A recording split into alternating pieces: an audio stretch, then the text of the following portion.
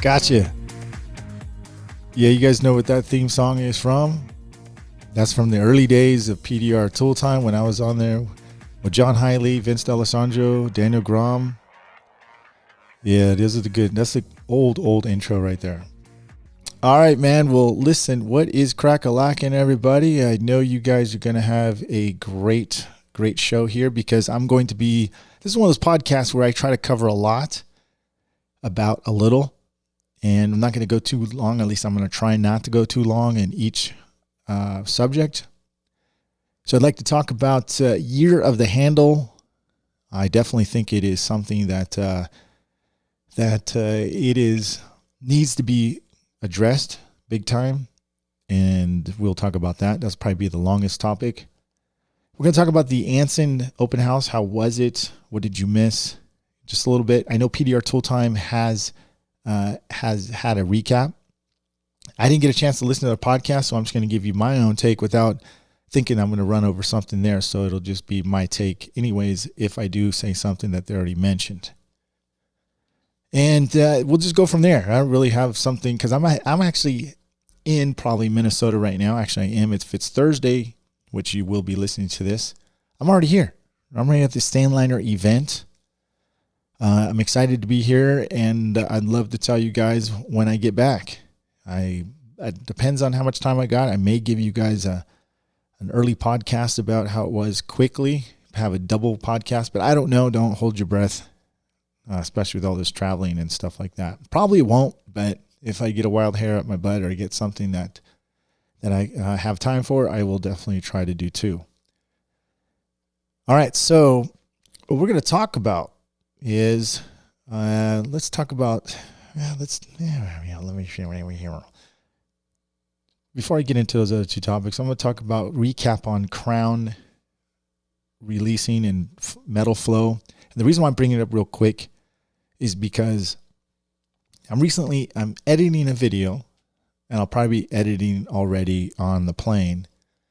But I found something that's really interesting. So I sped up one of my clips as I was tapping down. By the way, I was using a swivel, not call it swivel, but a pivot tip.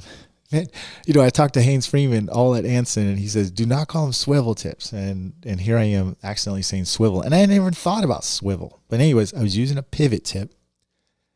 And if you can imagine, I'll put the link on the below of this, but I think you guys seen it. A lot of it's like a big wide blue cap. Looks like a flat cap, blue one, maybe a nickel size, and it goes on like a top of an R4, kind of like a cherry cap would, but just kind of picture like a nickel size flat blue thick tap down, really nice.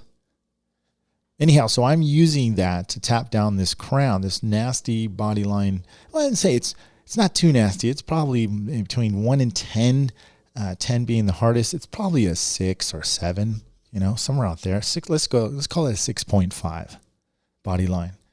Now, they are not easy by any means for a person who doesn't understand how to read crowns or know how to unlock pressure and metal flow. It's definitely a hard dent. But here's the deal. So I was doing my edit, and I decided to kind of like scrub through the clip, which means basically kind of like really go fast forward, backwards, and forward. And I noticed as I was tapping down little by little, and when I sped it up, you could see not only the crown going down, but the dent coming up. So not only could you see the crown going down, you could see the dent going up. And that proved what we've all been saying about metal flow is when you release crowns, the pressure, it wants to go back towards the center. And that center is going to naturally want to come back up because you're allowing the metal flow to go back to its natural place. Everything goes back naturally. And that's what helps prevent you from making highs in your dents. And like we mentioned before in the other podcast, you've got to find out if it's crown dominant or low dominant. And sometimes it's both because you have to work both. So the reason I'm bringing that up is because that video will be up on Dent Trainer. Now, some of you guys have been telling me, which we had a little bit of a server error on here because we have a lot of traffic on there, but you guys were not able to view the videos. Not, at least the latest ones that came out. So I apologize for that. We are actually making sure that's all working properly. We got a tech guy on it already, and we're just going to make sure that everything's going to be working fine. And I do apologize for any, if you had any issues with the latest videos.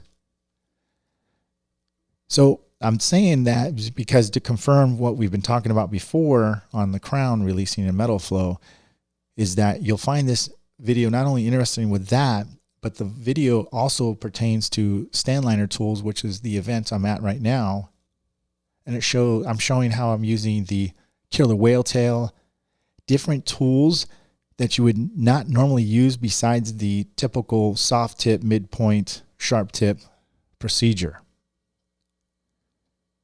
And at the end of this video, I actually go over the older ways I used to do it. Now, don't get me wrong, it's not extinct. I still use that technique, the soft tip, midpoint, sharp tip, or different tap downs or different R4s and the ultra soft tip. Those are the two tips I pretty much use to tap down and push with.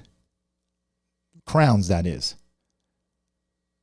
So I'm going to get to another tool about Anson in just a second here, because that leads me to another thing. I told you I'm going to jump from topic to topic. So look out for that on Dent Trainer. It's going to be real cool. I'll probably put a nice little trailer out too as well, where you'll learn something on there, but you'll want to definitely watch the whole thing.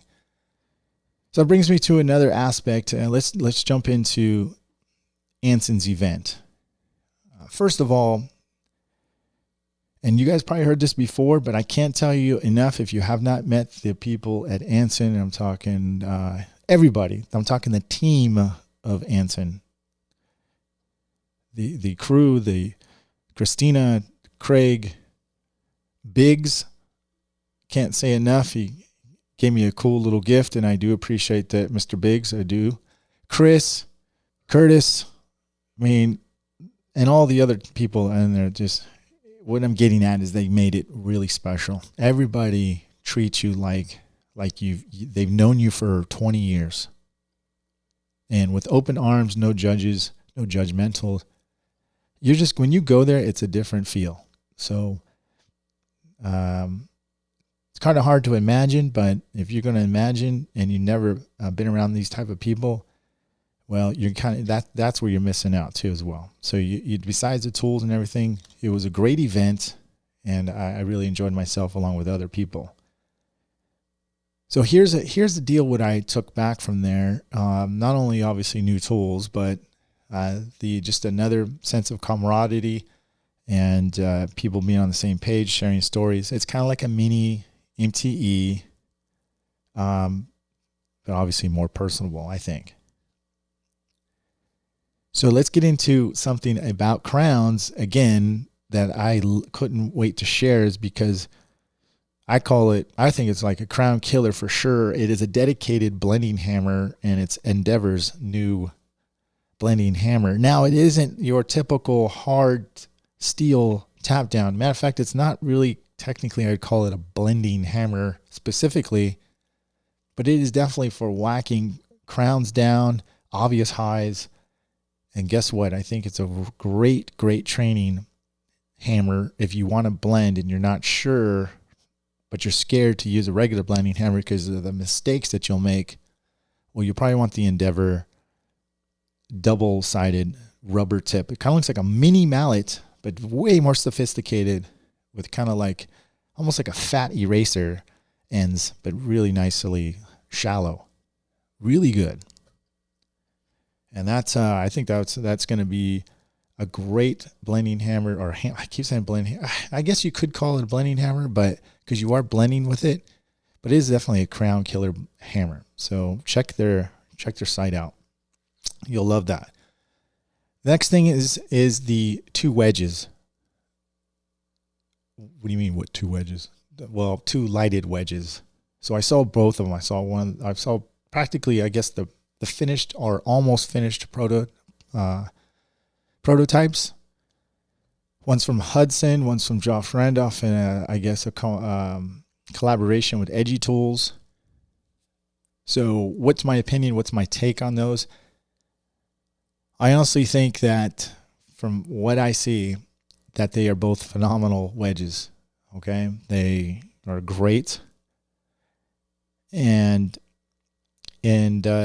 how much light they'll give right now, based on what I saw, and I guess they're having a little bit of problems with the Edgy Tools and the Joshes, is the brightness. But that I did see that it was kind of flickering brighter and lighter. But obviously that's the prototype. Hudson's was definitely like a spotlight going. I mean, it was bright and clear light going down and outside of the edges to give a really nice brightness to it. I could see how bright it's going to be going down the window, and it's really I'd say simple, but it's moderately built well, and in a simple way, it just doesn't have too much crap going on to it. And supposedly he's going to sell it for $30, and I think anybody can afford that. So that's a hell of a cool little invention. Now, as far as Edgy Tools, let me get to what I saw about that. Again, this is not no final products, guys, because I know they're both still final touching things.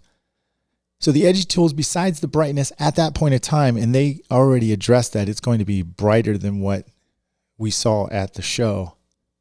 The thing about this one, it does look a lot more polished as far as the looks of it. As far as I'd say, how can I say this? I guess what is the purpose of that wedge? Is it going to be bright enough and be able to do kind of like what Hudson's is doing? I'm not sure. That's yet to be seen.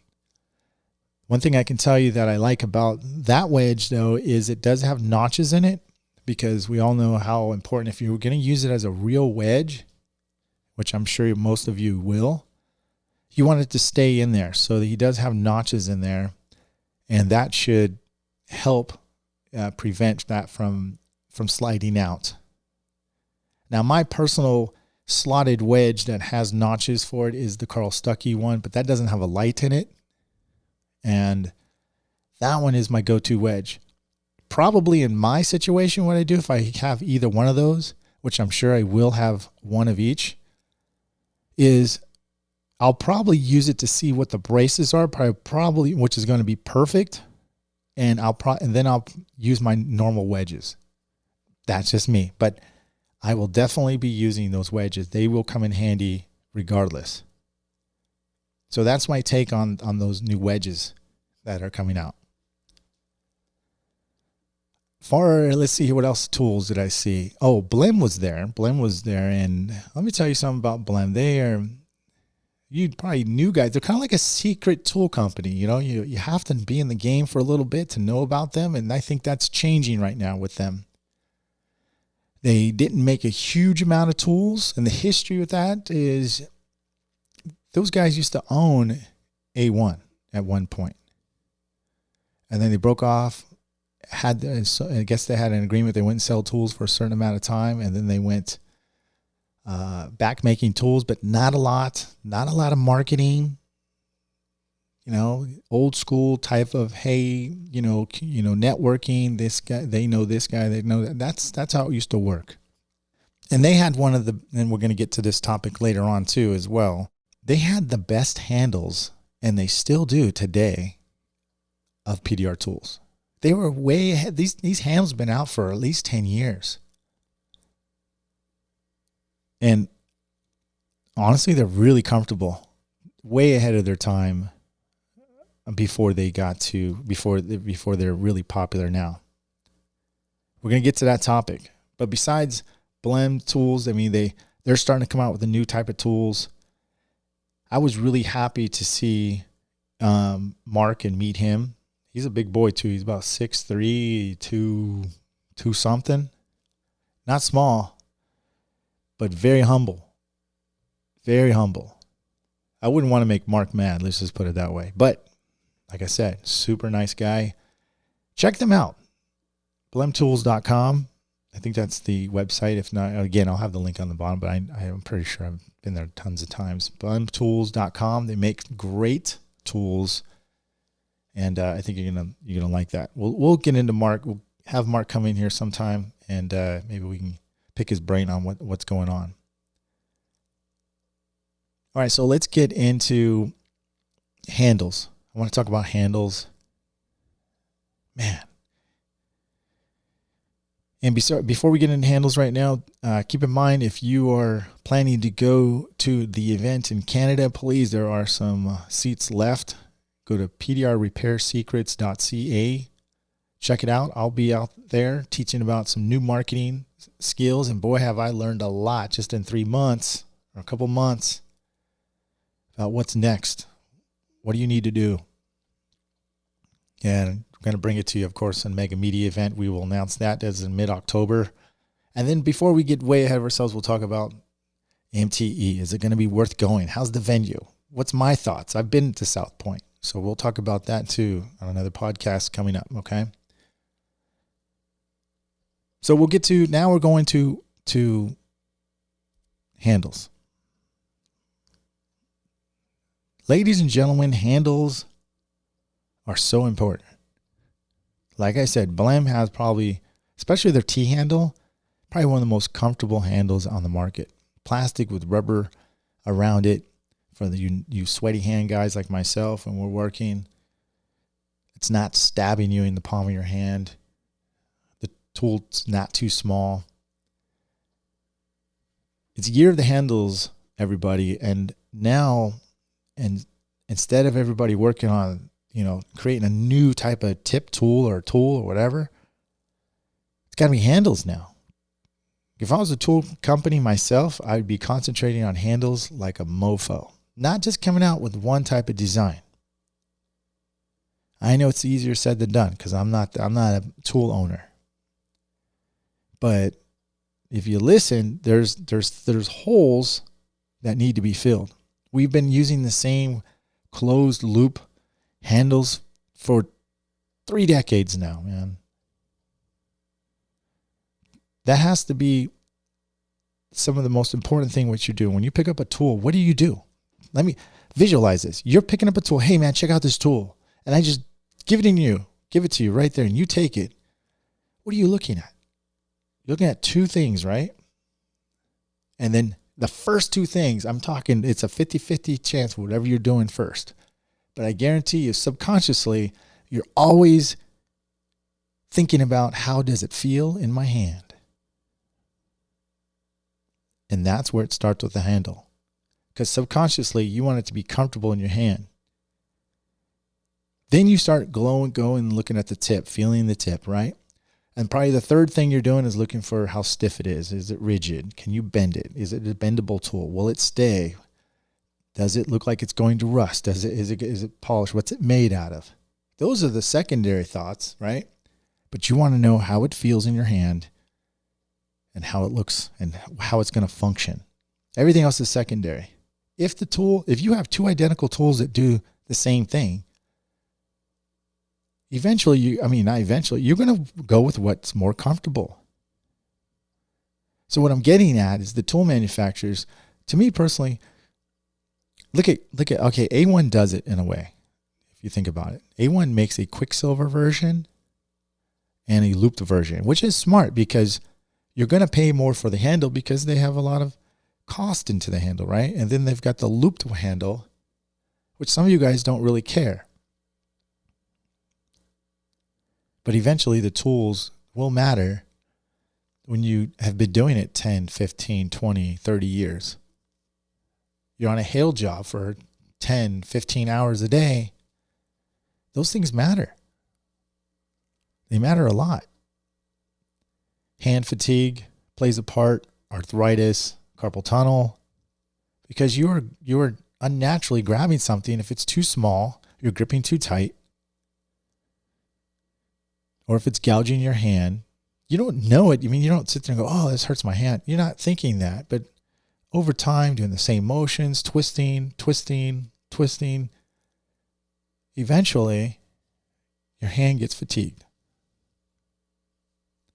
Handles need to be cool too, man. I mean, like, that's where your hand goes. It should be like fit your hand like a glove, these handles. We've been in the game long enough. We should be able to come out with some really good handles these days. Something that's really, really good. Now, I'm going to give some credit here because TDN has really made a huge effort into their new handles that they have. I got to give it to them. They are comfortable, and it's all plastic.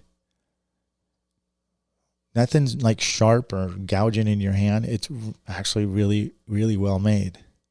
But we all need to make sure that the handles can kind of fit uniform. Now, look at John Highley now. He came up with a tool that goes, the handle goes over, replaces the typical, the A1 handles and the Tequila handle, ratchet handle ones.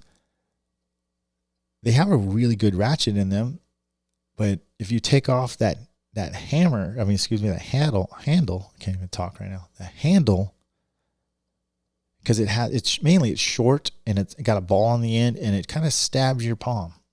So John came out with a handle that you can replace that, take that off, leave the mechanism in there, and this thing slips over the mechanism. It's pretty cool. And you can extend it. It's pretty nice. Actually, it's really damn nice. I'm very, very impressed with John's new tool. See, and he has jumped on it. He said, look, we need to stop being uncomfortable. And I agreed with him. I told him years ago, I was thinking the same thing. I would love to redesign. It's going to matter of two things. Do the tool manufacturers give a crap? Because they have to somewhat, I want to say this, and because I feel in some cases that some tool companies, they're losing their touch. They're losing their drive. If you lose your drive, get somebody in there who can do it for you. Or listen, or at least contact people. Because growing as any company is that you've got to learn to take some criticism, and either you're going to make it better or you won't, or you'll just die out. Now, this isn't a lecture on anybody. I'm just looking at things that change. It's either you stay evolving or you die. That's how it goes. And you have to have a lot of commitment. And you do have to listen to your customers, your techs. And I'm not speaking just for, I'm not just saying, hey, change the industry. I'm not. But I know most of you agree with those things about the handle, how it feels, and what you look at is the tip. It's exciting, man. It's year of the handles. I know a lot of tool companies are actually working on new types of handles. Heck, I would even love to see a fatter version of the Quicksilver like A1 has, just a little bit fatter. And that would be awesome. Or sell that handle and let us put whatever we want system on it. If everything could interchange amongst each tool companies, it would be badass, man. I mean, it'd be really badass. Now, I do it somewhat in a way. You guys know that. I take the tools and I'll go to Ultra and I'll have them cut it off and put an octagon on. And then any handle that I'd liked from a different company, I'll just have them put a quick release on there, and then I can use any tool from any company. That's how I do it. But handles are huge. I think it's going to matter a lot for a lot of people, and I think it'll sell tools. It's just kind of like like your blending hammer. Anyways, I don't know. Hey, look at this. The woman, she's doing here. Mom. Where are you? I'm doing the podcast. Oh, you're doing the podcast. Why are you whispering? I'm not whispering. Oh, who are you doing the podcast with? You. What? I'm going to do a podcast tonight? I'm calling you right now. I'm recording. Yeah, baby, you're full of crap. No, I am. I'm calling you right now. That's cool. Stop. I swear to God, I'm recording. I'm recording you as I'm calling you. Why are you recording me? Because what did you think of Anson? Dude, I think of Anson. Yeah, what did you think of the event? It's awesome. I think you had a better time than I did. No, I think you did. Because you're like a social butterfly. What did you think of the Tool event? And then what did you think of, the camaraderie? Did you like the networking or talking to people, or what did you do? You don't have me on podcast. I do. I swear. Okay. Hey, stop sucking eggs. It's time for PDR Tech Tips. The woman, she's on herself right here. Yeah. Welcome, Mary Toledo. Hey, stop sucking eggs. That thing is still alive. The thing's still alive, yeah. That's what you're going to do today? That's your topic for your podcast? Well, it was handles, you're the handles, and what went on and stuff like that. So. Say hello to my little friend. I thought you were already done. You're just starting? No, I'm just finishing up what you called. Okay, bye. Bye. All right, I'm not going to make this podcast too much longer. It's kind of a quick one this week, and I hope you guys got some details and good stuff out of that. If I forgot to talk about a topic on anything, and then I'll catch you next week. But look out for that tutorial's coming out. You're going to really like it, and then you'll obviously know it's out when I put a trailer out about it, and I think you'll find it interesting. And Miles, since we are going old school, we're going to go old school with the outro of the PDR Tooltime podcast. Hey, go check them out too as well, pdrtooltime.com. That's their website. Look out for John Highley's tactical podcast too as well, and PDR College. I know Chris and the crew over at Dentless, they've got their podcast. I think it's PDR Workshop, so check that out. If I'm missing anybody, please hit me up. Let me know. I will try to do my best to give a shout out. All right? I'll talk to you guys later. See you on the next podcast.